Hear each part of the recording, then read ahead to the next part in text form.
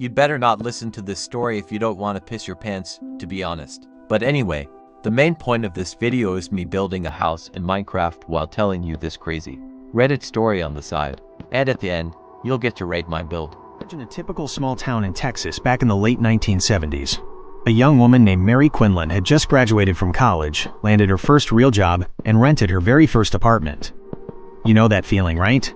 Total independence, you're the boss of your own space, life is good.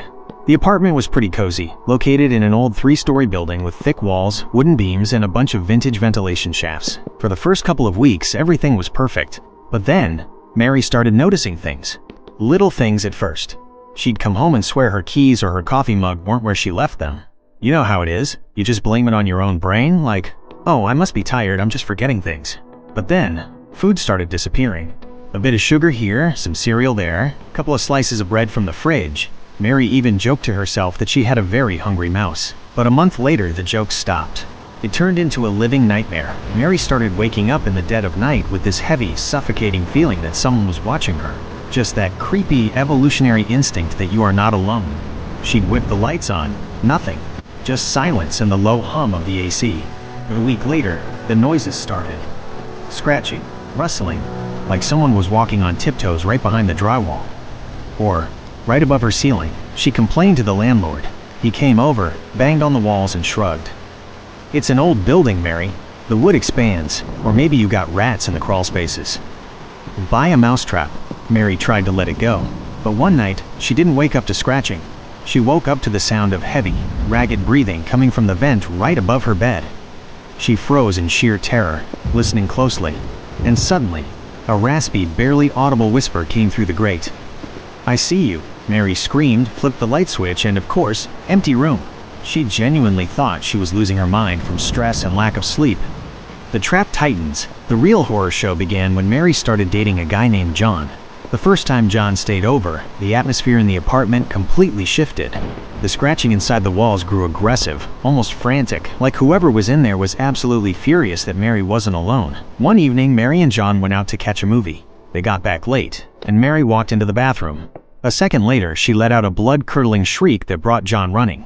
The bathroom mirror was completely fogged up, even though nobody had run the hot water, and traced into the condensation were the words, "Get him out." John wasn't a guy who got easily scared. He immediately realized this wasn't ghosts or rats. Someone was actively breaking into the apartment. He checked every window, locked the front door, and found no signs of forced entry. They changed the locks that very day. But that mirror message haunted them. How was this person getting in? A few nights later, John was sleeping over again. In the middle of the night, a sharp click woke him up. He opened his eyes, and in the dim light cutting through the window from the street lamp outside, he saw something that made his blood run cold. Standing right in the middle of the room was a man. He was thin, deathly pale, wearing filthy clothes with wild, matted hair. His back was turned to the bed, and he was quietly rummaging through Mary's purse. John bolted upright and yelled, "Hey! Who the hell are you?" The intruder jumped, spun around, and John choked on his breath. The guy was holding a massive kitchen knife he had taken from Mary's own counter. But instead of attacking, the guy sprinted out into the hallway. John, fueled by pure adrenaline, chased after him. The man lunged into the bathroom and slammed the door, locking it from the inside. John yelled at Mary to call 911 while he threw his entire weight against the heavy wooden bathroom door. After a couple of minutes of brutal shoving, the frame splintered and the door burst open. John braced himself for a fight. But the bathroom was completely empty. The window was locked from the inside. There was nowhere to run. The man had literally vanished into thin air. Secrets in the drywall. The cops arrived within minutes.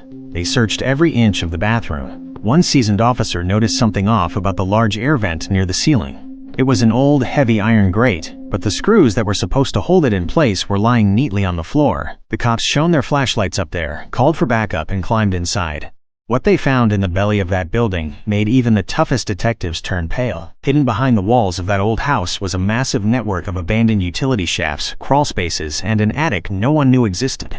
And someone had been living in those empty spaces for months. Right behind Mary's bedroom wall, in a cramped gap barely 3 feet wide, the police found a makeshift nest. There was an old mattress, a pile of food wrappers, the exact food missing from Mary's kitchen, dirty clothes, and dozens of photographs of Mary. This guy had been taking her own camera while she was asleep, photographing her, and then putting the camera back exactly where he found it. But the absolute worst part? In the drywall directly opposite Mary's bed, 3 tiny holes had been meticulously drilled. This man had spent hours, days, weeks standing in the pitch black inside her wall, watching her every move. He knew her schedule, he knew when she showered, when she slept, what she talked about, and whenever Mary left for work, he would just push the vent grate aside, slide down into her apartment, eat her food, and walk through her life. The aftermath, they caught the psychopath hiding deep in the attic rafters. His name was Daniel LaPlante, a deeply disturbed teenager who had run away from a juvenile facility and decided to make the walls of this apartment building his home.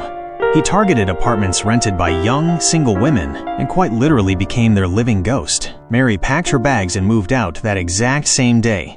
She never lived on a first or top floor ever again, and in every apartment she rented afterward, the very first thing she did was have the ventilation grates bolted and sealed shut. This terrifying reality is what experts now call frogging, when a stranger secretly lives inside your home right under your nose. And the scariest part about it is that the next time you hear a strange scratching sound behind your wall, it might not be a rat at all. I didn't actually finish building the house, but I'm done with the story. So let's just skip the building process, and I'll show you how the house turned out.